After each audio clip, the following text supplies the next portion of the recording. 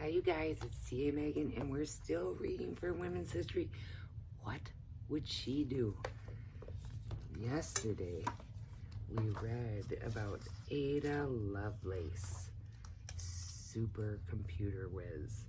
And today we're going to read about Florence Nightingale. Now you may have heard about her before, but let's begin.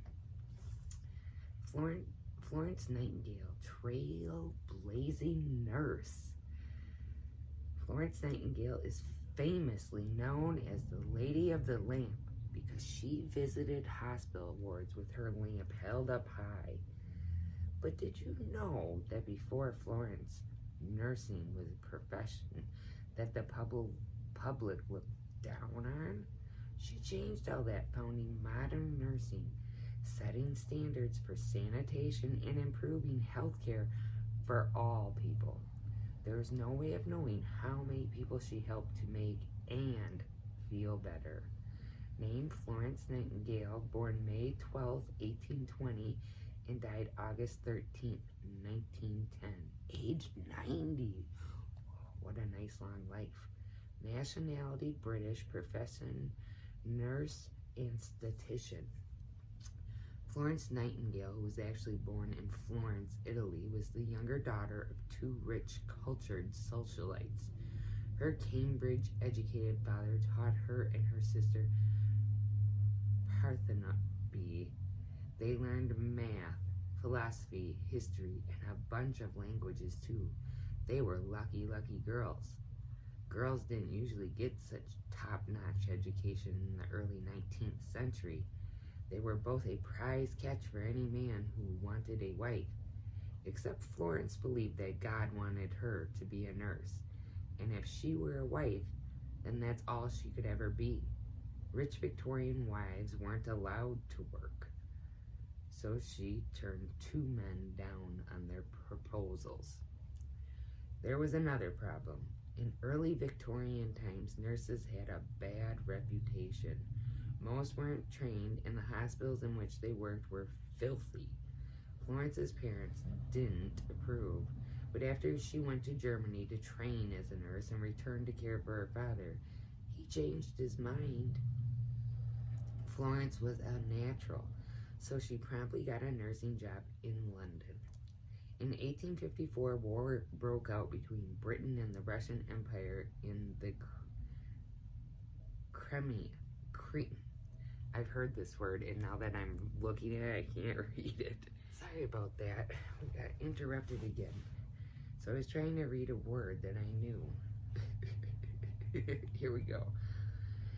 In 1850, war broke out between Britain and the Russian Empire in the Crimea, a peninsula in the Black Sea.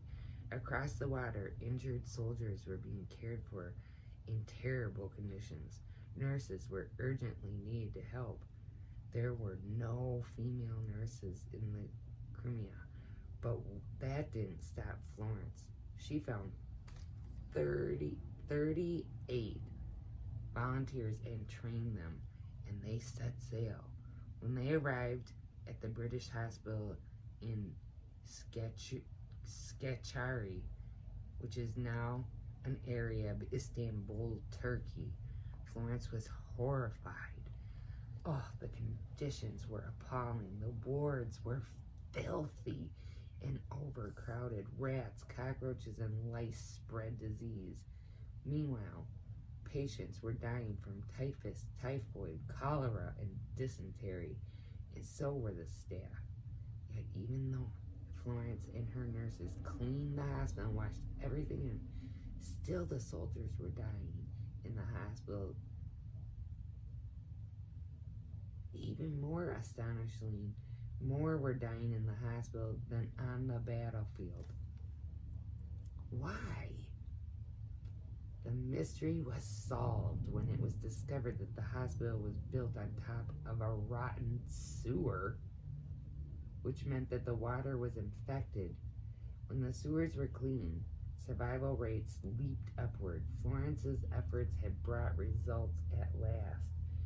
And after the Crimean War, Florence was famous. Queen Victoria thanked her by giving her a brooch and a large sum of money. She also asked Florence to improve conditions in their army hospitals. Florence looked at the statistics and figured out that the deaths were caused by dirty conditions, poor food, and disease. So she fixed that. Then she used Queen Victoria's money to fund St. Thomas's Hospital in London and to start a school for nurses. She went on to write about caring for patients, introducing the idea that the hospital ward should be bright and clean, with different wards for different illnesses. Her recommendations are still followed to this day. In 1907, Florence was awarded the Order of Merit, recognizing her distinguished services as a nurse, the first woman ever to receive this honor. And every year on her birthday, nurses celebrate International Nurses Day to remember the woman who boosted that profession so much. You guys know some really nice nurses at Bridgeview, don't you?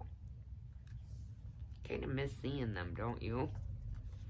Alright, there was no pictures on that page, just a bunch of words. Our quote is from Florence herself today. Quote, I think one's feelings waste themselves in words.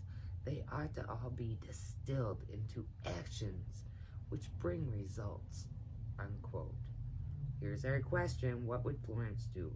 Someone you love is ill and you're really worried. When are they going to get better?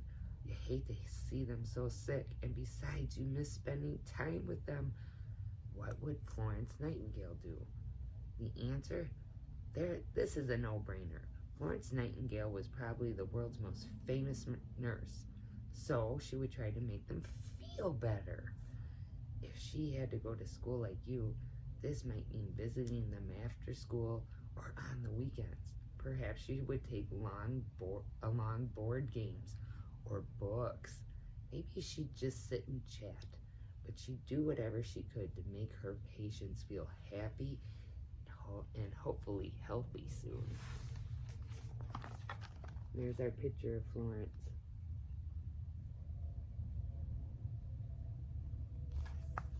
Florence Nightingale, the world's most famous nurse. And tomorrow, we're going to learn about Harriet Tubman. All right. I will see you all later. Bye-bye.